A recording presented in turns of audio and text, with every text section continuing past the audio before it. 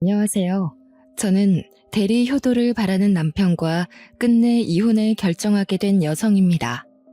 대한민국 땅 아래 결혼을 앞두고 있든 말든 그 어떤 여자라도 시자가 들어가는 사람은 다 싫지 않습니까?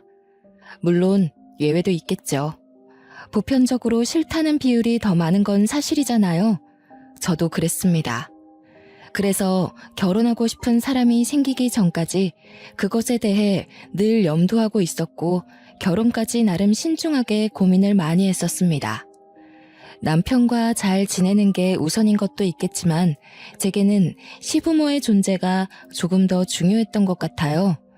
그러나 결국 눈앞에 다가온 운명의 상대를 두고 결혼을 고민하는 건 생각보다 어려운 일이더라고요. 사람은 역시 경험해보지 않으면 실감을 못하고 경험을 하더라도 두 번, 세 번의 실수를 할 수도 있다는 걸 사랑하는 사람을 겪어보면서 같이 깨달았습니다. 지금은 이혼을 한 지 한 1년 지났어요. 작년의 일을 꺼내보려고 하는데 한 가지 걱정되는 건 저 스스로 우스운 꼴을 만드는 게 아닌가 싶은 생각이 살짝 들더라는 거예요. 제게 이혼이 상처는 아니거든요. 절대 입을 가볍게 놀리려는 건 아닌데 그렇게 보는 분들이 계실까봐 조금 걱정은 되네요. 타자를 치고 있는 이 순간에도 고민은 되지만 저의 최악의 이혼 시나리오를 써가 보도록 하겠습니다. 시작부터 이런 말을 하면 믿는 사람이 얼마나 될지 모르겠지만 제가 나이 26살에 결혼을 했는데 나이 32살인 현재 아이가 벌써 4명입니다. 그러니까 저는 결혼 당시 아이를 거의 1년꼴로 임신을 했고 당연히 첫째는 허니문 베이비로 낳게 되었죠. 제가 남편을 처음 만난 건 20살 때였습니다. 남편은 대학교에서 만난 복학생 선배였어요.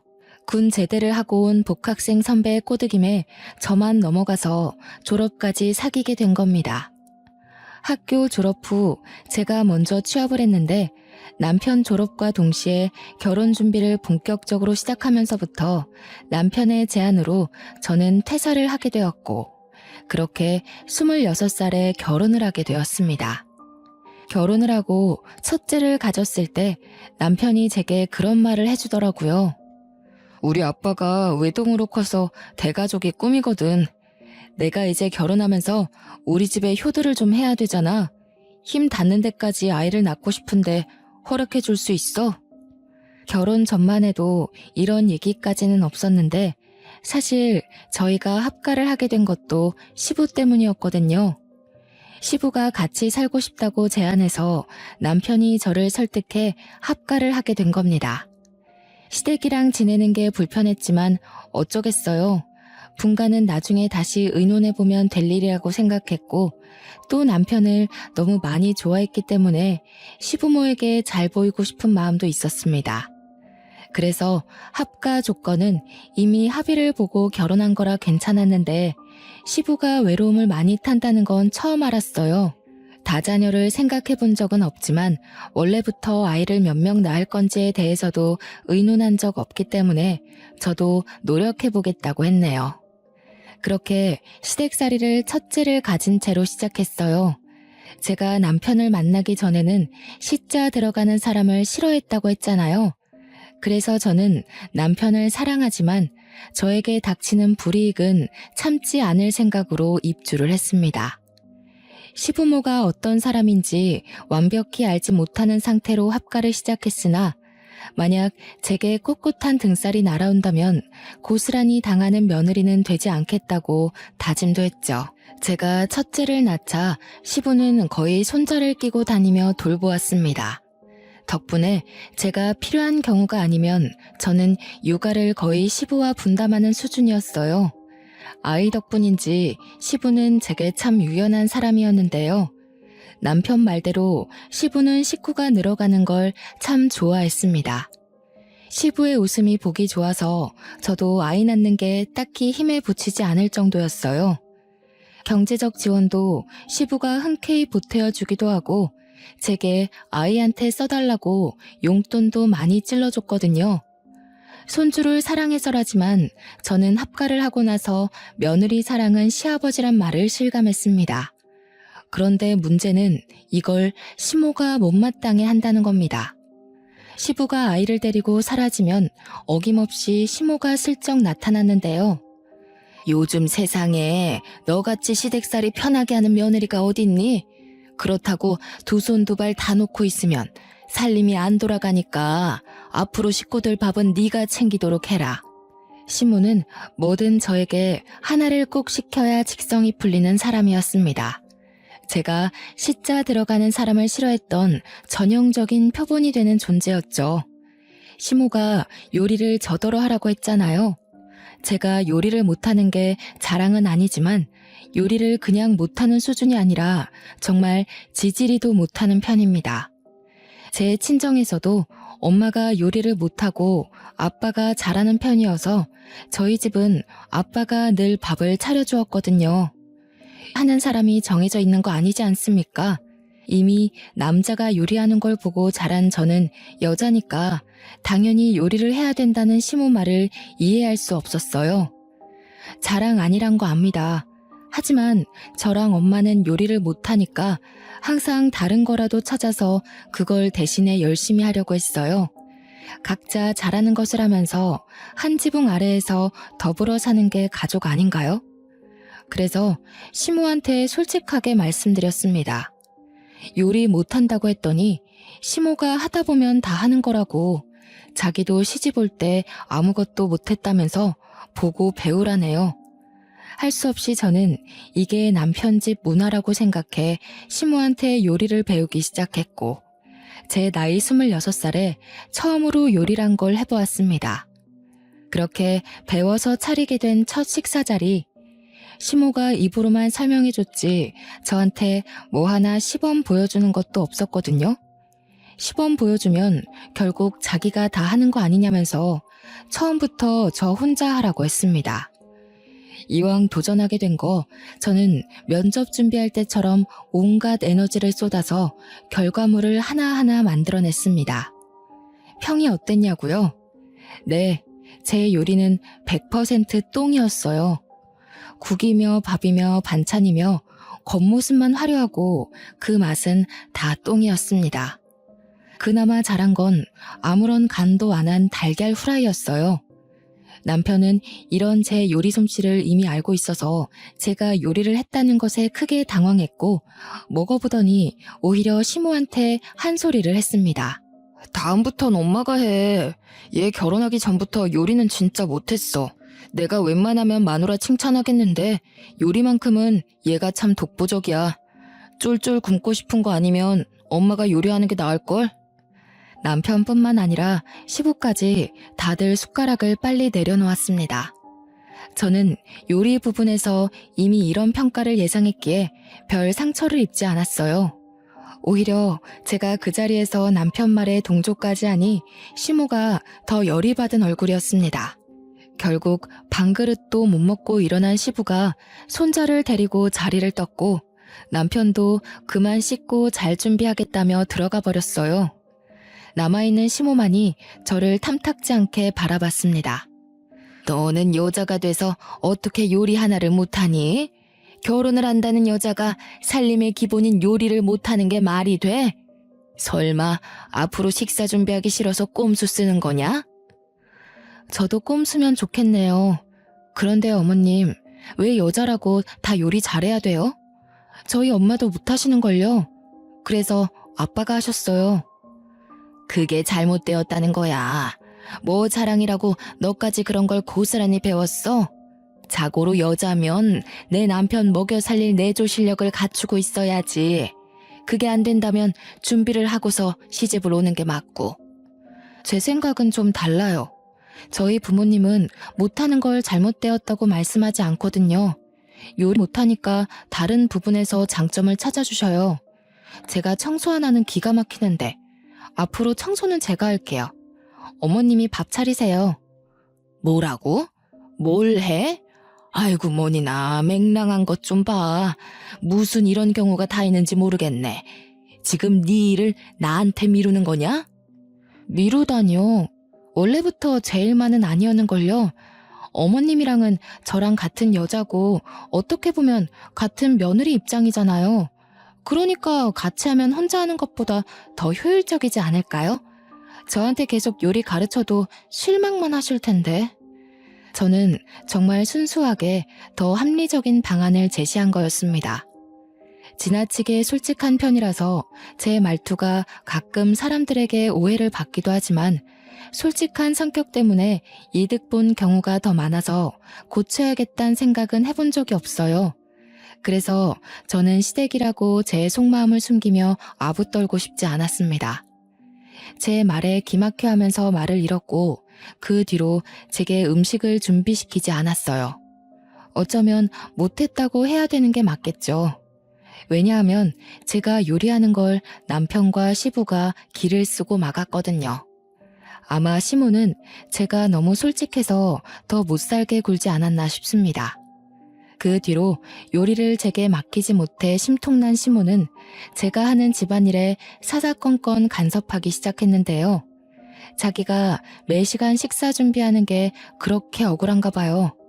허구한 날 집안을 돌아다니면서 썼던 걸레는 일일이 삶아서 널어놔야 된다고 하고 락스를 몇 대 몇 비율로 섞어서 문질러야 되고 의자 밟고 올라가서 선반 위에도 닦아야 되는 거라고 지적질을 많이 했습니다. 하지만 그마저도 길게 고나리질 못했던 이유는 제가 임신을 했기 때문이었어요. 제가 임신을 하면서 시부와 남편은 제게 정말 잘했습니다. 그때마다 시모만 스트레스가 차고 넘쳤고 시모 말이 자기는 그런 대우를 받은 적 없는 며느리라는 걸 저를 따라다니며 불평했어요. 임신하고 집안일 한다고 죽는 거 아니다. 오히려 꼼짝도 안 하고 누워만 있으면 그게 더 애기한테 안 좋은 거야. 원래 하던 일은 하는 게 좋겠구나. 네가 아무리 애 가진 몸이라지만 늙고 병든 내 몸뚱아리보단 건강할 거 아니니? 네, 집에서라도 조금씩 움직이는 게 좋겠죠. 의사 선생님이 너무 허리 숙이는 일은 자제해달라고 해서 제가 할 수 있는 데까진 집안일 해놓을 텐데 만약 못한 부분 있으면 어머님이 좀 도와주세요. 얘 봐라. 내가 그걸 왜 도와주니? 애초에 내가 식사 담당하면 네가 알아서 집안일 한다고 했지 않아? 청소 잘한다고 유난히더니 그새 잔머리 굴리는 거 봐. 잔머리가 아니라 아무래도 제 몸이 예전만큼 못할 테니까 도와달라는 거죠. 내키지 않으시면 두세요. 대신 전 분명 예전처럼 깔끔하게는 못한다고 말씀드렸어요. 아무래도 저한테 집안일 쉴 생각 말라는 걸 말해주러 온 듯한데 제가 적반하장식으로 나가니까 되레 시모 얼굴이 또 울그락불그락 되었는데요. 저도 모르게 불쑥 제 솔직한 마음이 튀어나가다가도 시모 표정을 보면 아차 싶어 뒤늦게 어색한 미소를 보입니다. 그럴 때마다 시모는 토라져서는 획 돌아 방으로 들어가 버리곤 했죠. 합가 생활을 그렇게 하면서 제가 임신을 거듭하여 4년의 세월을 보냈고 아이 4명을 낳았습니다. 나란히 아들 둘, 딸 둘이었어요. 눈에 넣어도 안 아플 이 어린 영혼들이 집안에 뿔뿔 기고 돌아다니니까 시부는 행복해 죽으려고 했습니다. 손자, 손녀들을 위해서 뭐든지 해줄 것처럼 매일을 들떠 계셨죠. 제게는 남편보다 시부가 훨씬 가정적이었고 육아의 도움을 많이 받은 식구였습니다. 시부 덕분에 지난 4년간 제게는 막 어려운 고비는 없었어요. 그러나 딱 하나 소냇가시처럼 거슬렸던 문제가 있었는데 바로 남편 태도 때문이었습니다. 정작 애아빠는 육아에 관심 밖이었고 시부만큼의 진심을 보여주지 않았다는 게 유일한 고민거리였어요. 당신 다음 달에 막내 100일 사진 찍으러 가야 되는 거 알아? 미리 연차낸 거 맞지? 작년에 셋째 기념일 잊은 것처럼 같은 짓은 반복하지 마. 그게 언제적 일인데 이번엔 당연히 미리 회사에 말해뒀지. 그리고 그거 내가 회사 바쁜 시즌이라 어쩔 수 없었다고 했잖아. 아직도 담아두고 있냐? 담아두는 게 아니라 같은 실수 반복할까봐 걱정돼서 그러는 거야. 아버님의 반만 닮아봐라. 애들이 아빠 말고 할아버지만 찾는 데는 다 이유가 있어. 반성 좀 해. 아빠 노릇 좀 해달라는 게 그렇게 어려운 건가요? 회사 다니면서 피곤한 거 압니다. 그래서 절대 평일은 남편에게 보채거나 건들지 않아요. 오히려 아이들이 아빠를 찾으면 제가 나서서 남편이 쉴 수 있도록 아이들을 데리고 놀아줍니다. 그리곤 주말에 하루 정도만 남편에게 아이들이랑 같이 있어달라고 부탁하는 거예요. 근데 남편은 정말 아빠로서의 최소한의 노력마저 안 하려고 하더라고요. 제가 임신을 했을 때는 세상 만사 모든 걸 제쳐두고 사랑꾼인 척 다 하더니 아이를 낳고 나면 항상 저렇게 시든 꽃처럼 감정이 사라져버립니다. 시부가 없었다면 제가 어떻게 이 다자녀를 데리고 시댁에서 숨 쉴 수 있었겠습니까? 하지만 며느리란 타이틀을 달았다면 시기가 언제가 되었든 한 번쯤은 아군 없는 삶을 겪을 수밖에 없지 않나 싶어요. 시부가 있는 덕에 그나마 저는 남들보다 괜찮은 시댁살이를 하고 있다고 생각했는데 이제 막 시댁에 적응이 되려던 때에 저의 아군 시부가 돌아가셨습니다. 사막에서 오아시스 존재 같던 시부가 사라지니 제게 남은 건 물 없는 사막뿐이잖아요. 얼마나 갑갑하고 건조한 집안이겠어요. 문득 제가 미혼 때 시자 가족을 꺼려하며 고민 많았던 때가 생각나더라고요. 그때부터 제게는 본격적인 이혼의 순간들이 찾아오기 시작했습니다. 시부 때문에 저한테 차마 선 넘는 짓까진 못하고 눈치 봤던 시모가 살판 났다는 듯 제 위에서 군림하기 시작하는데 이것이야말로 고부간의 갈등이 아닌가 싶더군요. 그동안 제가 겪었던 시모의 등살은 아무것도 아니었습니다. 오히려 귀여운 수준이었죠. 하지만 동물의 왕이 없는 상황에선 이빨 빠진 사자도 사자라고 시모는 그동안 제게 표출하지 못했던 쓴소리를 제대로 해대기 시작했습니다. 차리는 것도 다시 제 몫이 되면서 시모는 정말 집에서 아무것도 안 하고 왕비처럼 제게 지시하고 간섭하기만 했죠. 제가 손을 놓는 순간 살림이 안 돌아가는 수준으로 집안일은 전부 제 몫이 되었습니다. 당연히 남편마저 돕지 않는 육아까지도요. 시모가 얼마나 지독했는 줄 아시나요? 제 음식 맛이 똥이어도 참고 먹더라니까요. 아, 엄마가 밥하라고 했지. 왜 자꾸 와이프 시켜? 계속 이런 식이면 나 집에서 밥 못 먹어. 내가 손가락 관절이 나빠져서 더 이상 칼질 못해. 그리고 음식 못한다고 계속 손 놓고 있으면 나 죽고 나서는 뭐 먹고 살래? 매일 돈 주고 바깥 음식 먹을 거야? 시모의 잔소리는 저를 저격하는 것 같으면서도 남편도 함께 싸잡아 닥치게 만들었습니다. 어떻게든 저한테 주방 일을 떠맡기겠다는 시모의 의지가 제 눈에 너무도 잘 보였어요. 시모의 굳건한 주장을 들은 이후 남편은 제가 밥상을 차리면서부터 바깥에서 먹고 오는 일이 많아졌습니다. 그 때문에 저의 경우 시모랑 단둘이 있는 시간이 늘어갔죠. 아이 넷 육아를 혼자 감당하는 걸로 모자라 남편 내조에 시모 고나리질까지 당하고 있으니 당연히 고비가 찾아올 수밖에 없지 않겠어요? 그래서 결국 생리통 한번 해본 적 없던 제가 몸살을 앓고 말았습니다. 열이 팔팔 끓어서 식구들 아침은 당연히 챙기지 못했어요. 식구들이라기보단 시모 밥상이라고 해야겠네요. 제가 아픈 줄 알았던 남편은 자기는 원래 제 요리 안 먹었으니까 괜찮다고 했는데 시모가 뭘 찾는다면서 그것만 한번 봐주면 안 되겠냐고 저를 깨우더라고요. 엄마가 미역국 끓일 건데 미역이 안 보인대. 최근에 자기가 주방 정리했다면서 냉장고까지 뒤져도 안 보인다는데 혹시 어디다 뒀어? 아, 미역 다 떨어졌어. 어머님한테 앞에 슈퍼 나가면 3,000원치 판다고 해. 머리 울려 죽겠으니까 웬만하면 나 깨우지 말라고도 전해줘. 그래.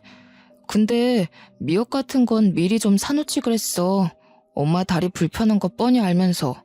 바로 앞 슈퍼면 5분도 안 걸리는데. 왜 갑자기 안 먹던 미역국을 찾고 난리냐고. 그것도 하필 내가 아파 죽겠는 지금. 일부러 그러시는 거야?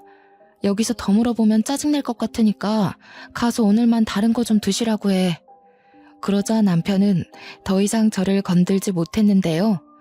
웬만큼 했으니 말을 알아들었을 거라 생각했어요. 그런데 방을 나가서 시무랑 얘기하는 것 같더니 또다시 들어오는 거 아니겠습니까? 시무가 남편더러 저를 데리고 같이 나가서 미역 좀 사와달라고 했다는 겁니다. 남편은 제가 아픈 거 뻔히 알면서 그걸 저한테 전하러 왔다는 게 어이없었어요. 결국 제가 짜증을 확 내버리자 그 뒤로 남편은 방에 들어오지 않았고 그대로 출근한 듯 했습니다. 약 먹고 푹 잔 거라 좀 괜찮아져서 정오쯤에 방 밖을 나가보았는데요.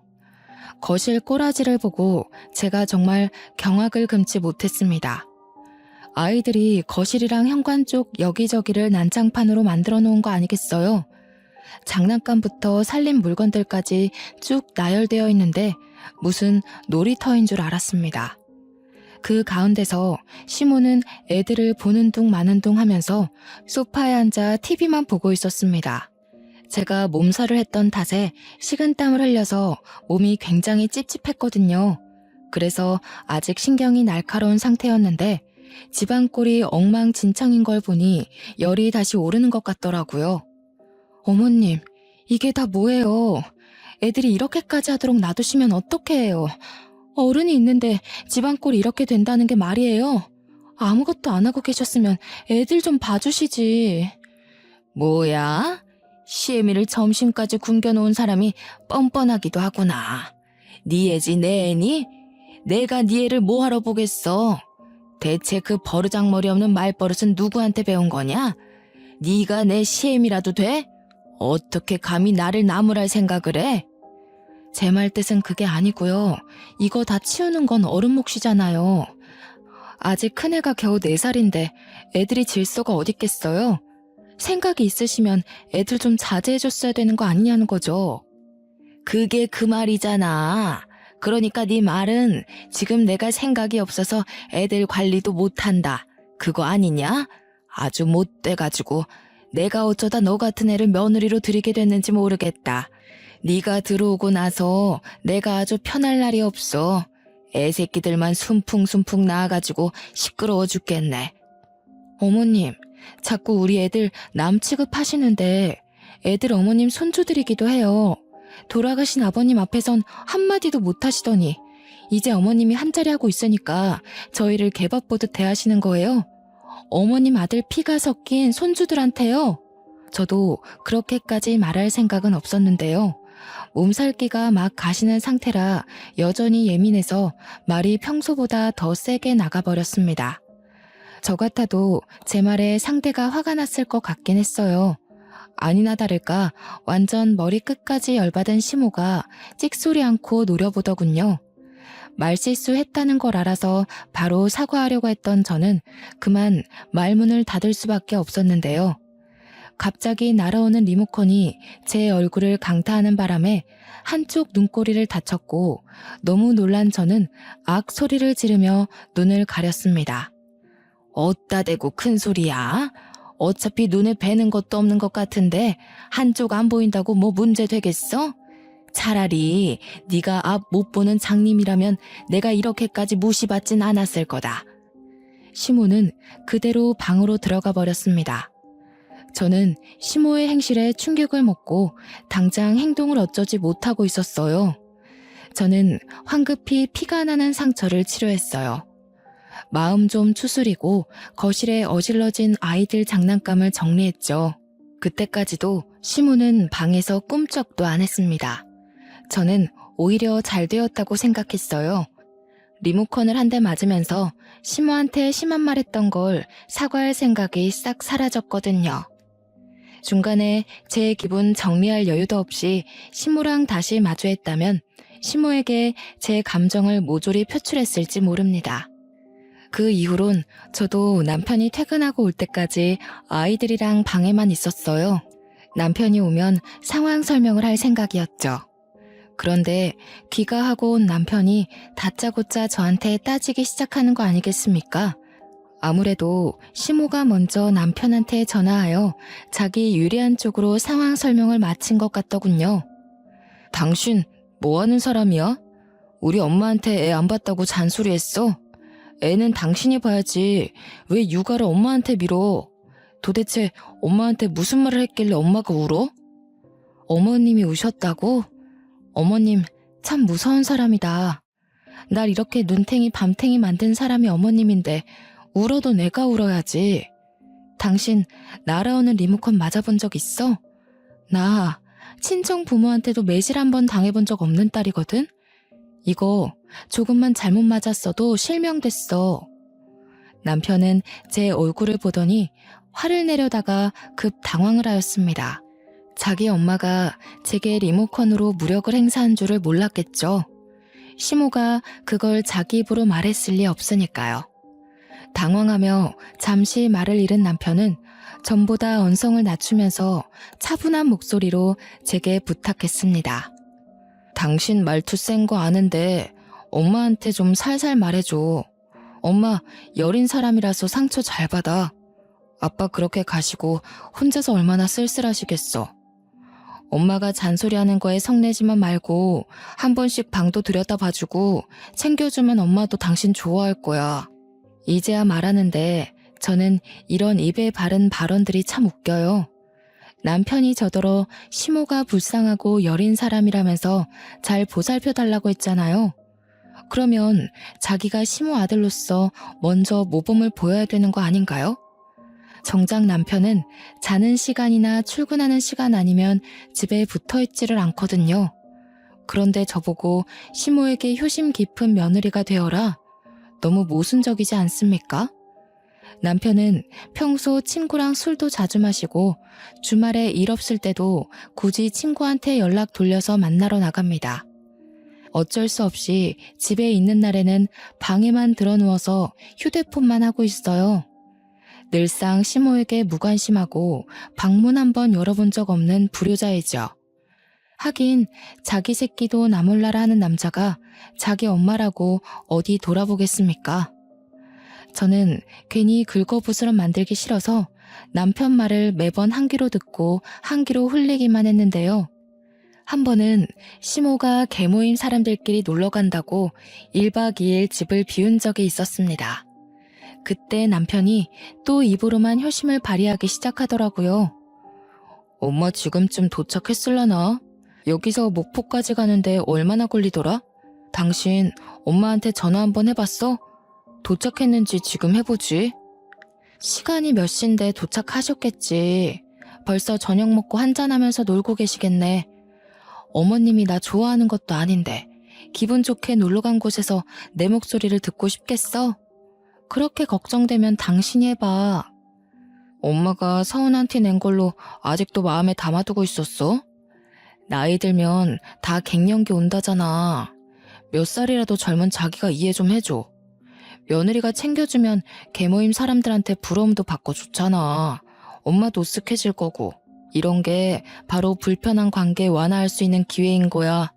이럴 때 점수 좀 따보지 그래?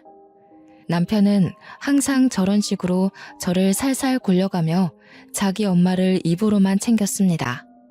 입으로 효도하는 거 누가 못하나요? 입으로만 효도하는 게 효도이긴 한 건가요? 전화 한 통도 안 하고 용돈 안 주는 건 저나 자기나 마찬가지이면서 남편은 마치 자기가 엄청난 효자인 것처럼 행동했습니다. 이게 별것 아닌 것 같아도 은근히 스트레스고 꼴불견이라니까요. 남편 말에 시큰둥하게 반응하면서 됐다고 점수 안 따도 된다고 했더니 남편이 한숨을 푹 쉬더라고요. 그러면서 저더러 친정에서도 그런 식으로 행동했냐고 묻는 거 아니겠습니까? 여기서 친정 얘기가 왜 나와?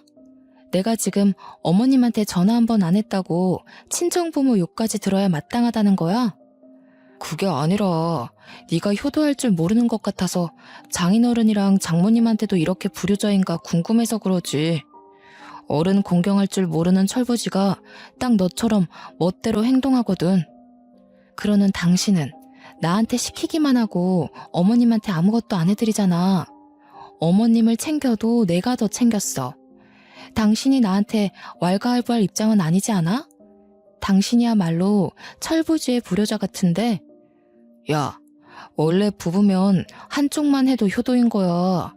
그리고 당신이 나한테 시집을 왔으면 당신이 하는 효도가 곧 내가 하는 효도랑 같은 거라고. 내가 안 하면 당신이 알아서 해야 될 거 아니야. 그걸 일일이 알려줘야 되냐? 그렇게 잘하는 사람이 왜 처가 식구들한텐 전화 한 통을 안 했대? 당신 신혼여행 다녀와서 친정에 연락 한 번 안 했다는 거 내가 모를 줄 아나 봐. 하여튼 생각이 어리다 어려. 아무리 그래도 처가랑 시댁이랑 같냐? 처가에는 명절에 한 번씩 얼굴 보여드리러 가잖아. 원래 처가 어른들한테는 그 정도만 하는 거야. 당신 지금 출가 외인인 거라고. 밑도 끝도 없는 남편의 문논리에 저는 상당히 기가 막혔습니다. 출가 외인? 언제적 문화인가요? 그건 남자들만 경제활동을 할 때이겠죠.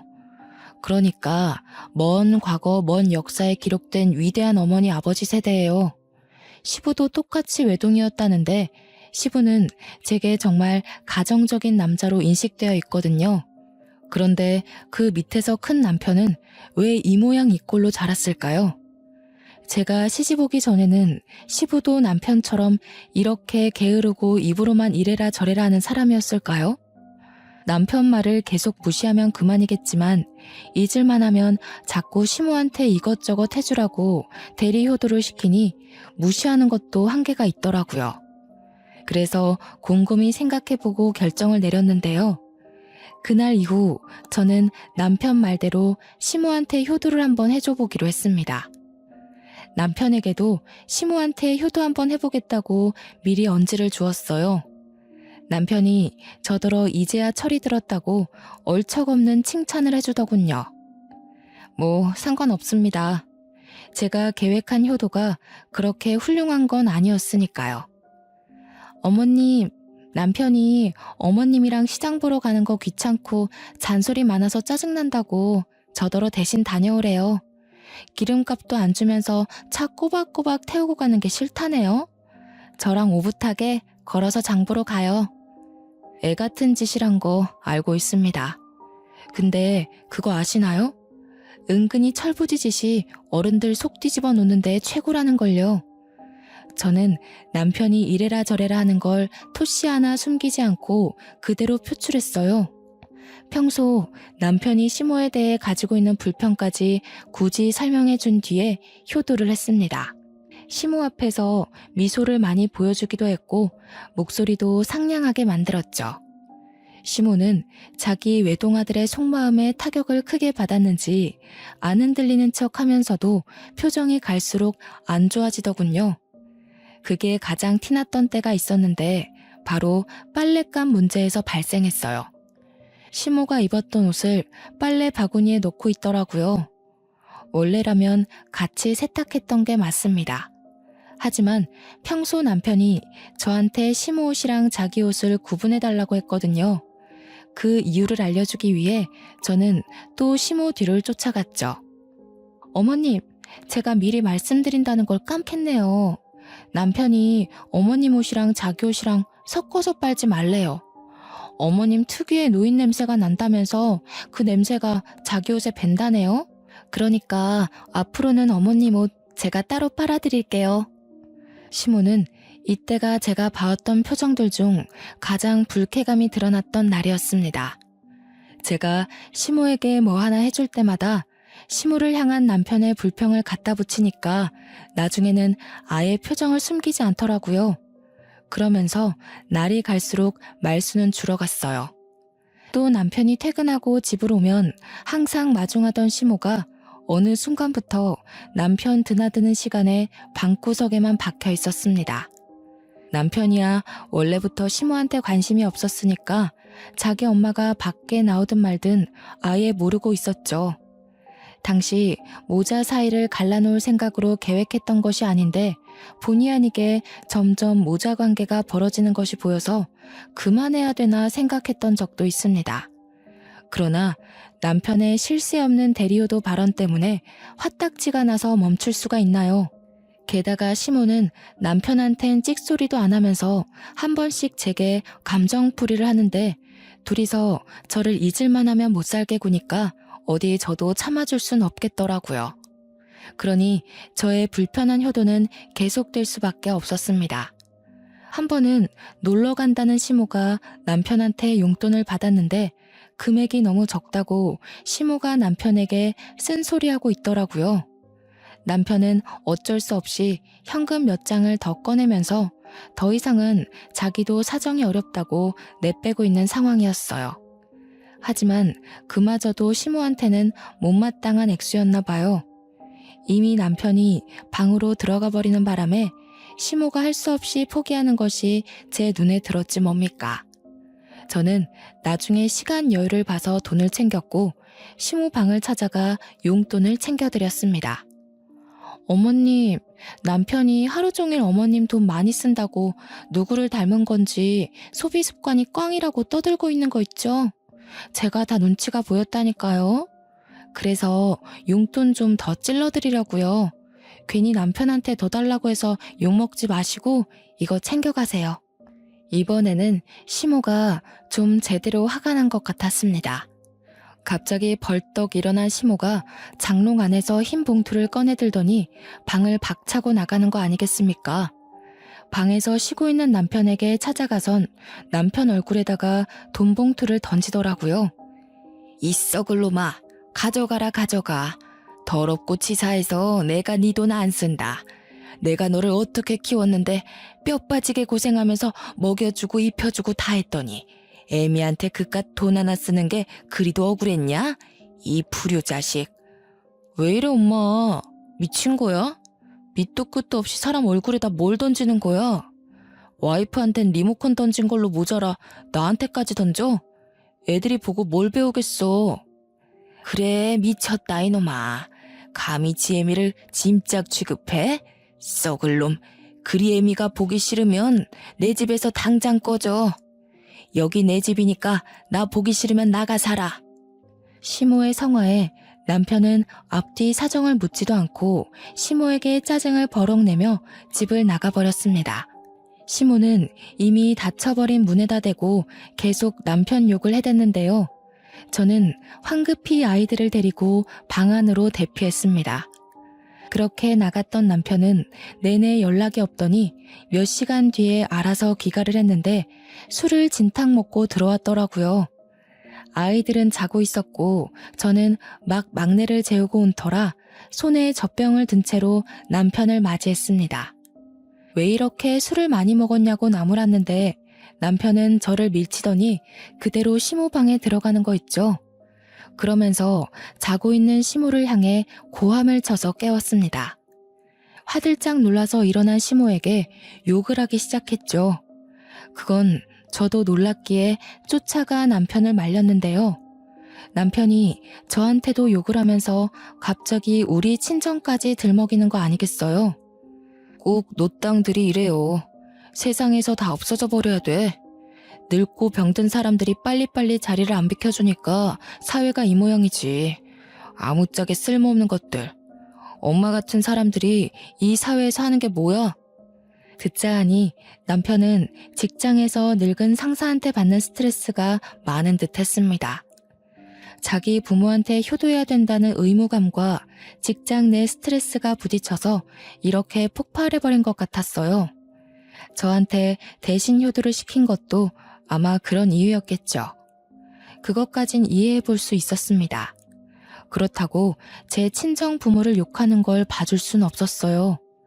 육아를 나몰라라 하는 것도 이해할 수 없고요. 세상에 힘든 사람 자기 하나입니까? 세상 모든 사람들이 다 다른 모양으로 스트레스를 받아요. 스트레스 없이 사는 사람 한 명도 없습니다. 그런 사람들이 다 남편처럼 무책임하게 행동하지 않거든요. 다른 사람도 아니고 남편이 제 친정 부모를 욕했다는 것에 화난 저는 들고 있던 애기 젖병으로 남편 싸대기를 후려쳤습니다. 남편이 힘든 건 힘든 거고 잘못된 건 혼이 나야 하니까요. 술기운 때문에 정신 못 차리고 있던 남편은 그대로 벌러덩 쓰러져 버렸고 점점 수면 속으로 빠져들었어요. 그러는 와중에도 남편은 시모 챙기기 귀찮다고 욕을 읊조리더라고요. 그 모습이 정말 최악이었죠. 시모는 진심으로 충격받아 자기 아들의 가슴팍을 두어 번 팼습니다. 그리곤 화딱지 나는지 베란다로 가서 분을 식이고 있었어요. 어머님, 괜찮으세요? 남편이 회사에서 스트레스가 많았나 봐요.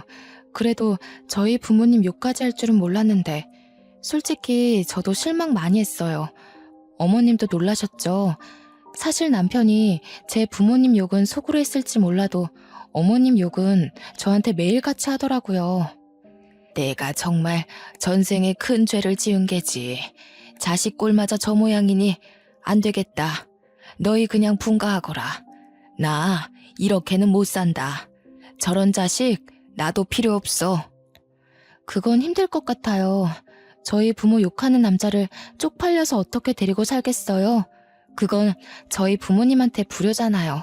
이미 제가 이렇게 사는 것도 친정한테 불효인걸요. 그러지 말고 어머님이 평생 데리고 살면서 남편한테 효도하는 법 좀 가르쳐 주세요. 남편이 자기가 효도하기 귀찮다고 저한테 시키기만 하더라고요. 제 말에 대답도 못하고 얼척없어하는 시모에게 저는 빙긋 웃어주고 돌아섰습니다. 그렇게 다음날 저는 이혼서에 도장을 찍었고 기절해 있는 남편 배 위에 올려놓았죠. 이렇게 갑자기 시댁을 나오게 될 줄은 몰랐는데 상황이 마침 타이밍이었던지라 급하게 나오게 되었습니다. 제가 차가 없었는데 친정까지 가는 데는 그리 어렵지 않았어요.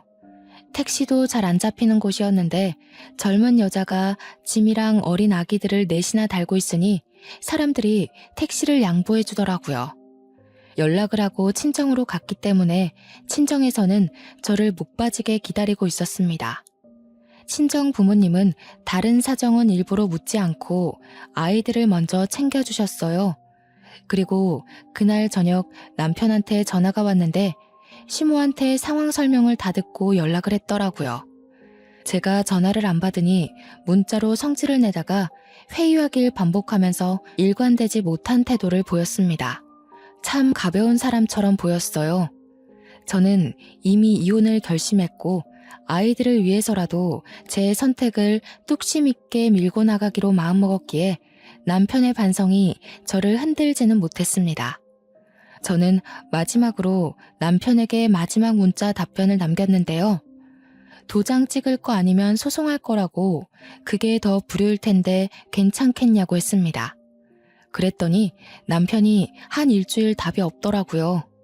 제가 다시 연락을 했을 때야 합의서에 도장 찍겠다고 답변을 주었습니다. 자기도 나름대로 변호사와 면담을 가져봤나 봐요.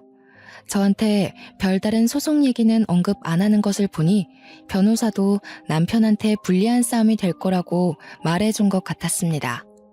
다른 분들은 이혼이 어땠는지 모르겠지만 저한테는 이혼까지 가는 과정이 어려웠을 뿐 막상 이혼은 간결하게 이루어졌습니다. 양육권 문제에서 시모와 남편의 의견이 대립하기도 했는데 남편이 양육권을 갖겠다는 말에 시모가 나서서 남편한테 나는 네 애 돌볼 생각 없다고 네가 일 그만두고 돌볼 거 아니면 나한테 애 떠맡길 생각 추호도 하지 말라면서 단호하게 거절했지 뭡니까. 아이들 4명을 키울 자신이 없었던 남편은 결국 제게 양육권을 넘겼습니다. 그렇게 저는 모든 걸 깔끔하게 청산하고 현재 애들 넷과 함께 친정으로 내려와 산 지 1년 정도가 되었습니다. 전 남편의 빈자리가 전혀 느껴지지 않게 잘 살고 있어요. 그런데도 걱정이 되는 건 당연히 아이들 입장이었습니다. 저의 이기적인 선택 때문에 아이들이 아빠를 잃게 되었고 애들한테는 아빠의 존재가 훗날 필요할지 몰라요. 과연 제가 아이들에게 큰 상처가 되지 않도록 잘 설명할 수 있을지 걱정되네요. 우선은 저에게 남편의 빈자리가 없는 것처럼 아이들에게도 아빠의 빈자리가 느껴지지 않도록 최대한 노력해 나갈 겁니다. 뿐만 아니라 이혼하고 온 저를 잔소리 한마디 얹지 않고 받아준 친정 부모님께도 무척 감사해요. 다 큰 딸이 자기 인생 하나 잘못 바꿔서 다시 부모 품에 돌아간 건데도 친정 부모님은 오히려 잘 왔다고 그동안 고생 많았다고 다독여 주시더라고요. 그래서 저는 시댁에 봤던 불효자식처럼 되지 않기 위해 친정 부모님께 효도하는 딸이 되고자 애쓰고 있습니다. 시부모를 잘 모시고자 마음먹었던 그날처럼 저는 부모님과 함께 할 수 있는 그날까지 평생 마음 바쳐 모실 생각입니다. 앞으로 저희 식구들의 세월에 아픔이 없기만을 바랄 뿐이에요. 제 이야기 재미있게 들으셨을지 모르겠네요. 누군가의 소중한 자식일 청취자분들께서도 옆에 있는 가족을 위해 후회 없이 마음을 다 바치는 사람이 되었으면 좋겠습니다. 감사합니다.